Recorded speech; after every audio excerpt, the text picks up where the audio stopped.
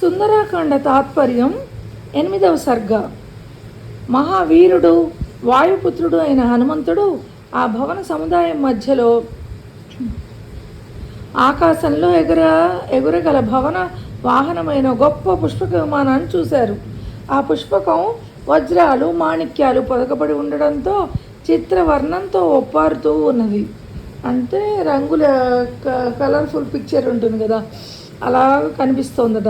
దాని గవాక్షాల పుటం పట్టిన బంగారంతో నిర్మితమై నగిషీలతో అలరారుతూ ఉన్నాయి. స్వయంగా విశ్వకర్మయే ఆ పుష్పకాన్ని రూపొందించి దాని నిర్మాణ కౌశలాన్ని ప్రశంసించారు కనుక ఆ పుష్పకానికి చేసిన అలంకరణ సాటి లేనిదే విరాజిల్లుతూ ఉన్నది. అది ఆకాశ వాయు మార్గంలో నిలబడినదై సూర్య మార్గానికి చిహ్నంలా ప్రకాశిస్తూ ఉన్నది. ఆ విమానంలో విశేష ప్రయత్నంలో నిర్మితం కానిది, అమూల్య రత్నాలు పొదగబడినది ఏదీ లేదు. అందులో విశేషాలు దేవలోకంలో సైతం ఖచ్చితంగా ఉన్నాయని కూడా చెప్పలేం. దానిలో గొప్ప నిర్మాణాత్మక విశేషం లేనిది ఏదీ లేదు.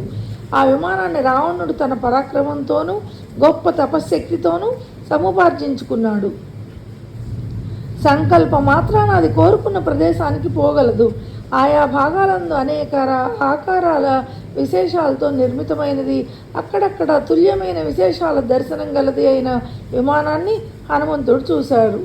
ప్రభువు మనసు నెరిగి ఆ విమానం వాయు వేగంతో సత్వరంగా పయనిస్తూ ఇతరులెవరూ ఆపడానికి వీల్లేనిదై ఉన్నది.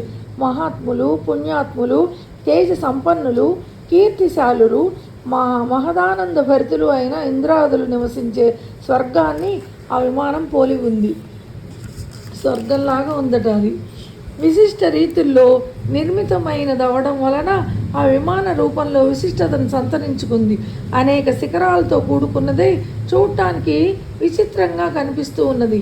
మనోహరంగా శరత్కాల చంద్రుని వలె నిర్మలంగా చిన్న చిన్న శిఖరాలు గల మహాపర్వత శిఖరంలా ఉన్న ఆ పుష్పకాన్ని హనుమంతుడు చూశాడు. కుండలాలతో శోభిస్తూ ఉన్న ముఖాలు కలవారు, మహాకాయులు, గగన విహారులు అయిన రాక్షసులు, గుండ్రని వంకర విశాలము అయిన కళ్ళు గల మహావేగవంతమైన వేల కొద్ది భూతాలు మోస్తున్నట్టు ఉన్నట్టుగా పుష్పక విమానాన్ని హనుమంతుడు చూశాడు. అంటే ఆ పుష్పక విమానంలో ఈ రాక్షసులు వాళ్ళందరూ ఉంటే వాళ్ళంతా భూతాలు వాళ్ళు ఉన్నట్టుగా ఆయనకి అనిపిస్తోందట. వసంత ఋతువులో పూచే పుష్పరాశులచే మనోజ్ఞమై వసంత మాసం కన్నా రమ్యమై ఒప్పారుతున్న ఆ పుష్పక విమానాన్ని వానర వీరులలో శ్రేష్ఠుడైన హనుమంతుడు చూశాడు. శ్రీమద్ వాల్మీకి రామాయణమున సుందరకాండలోని 8వ సర్గ తాత్పర్యం సమాప్తం.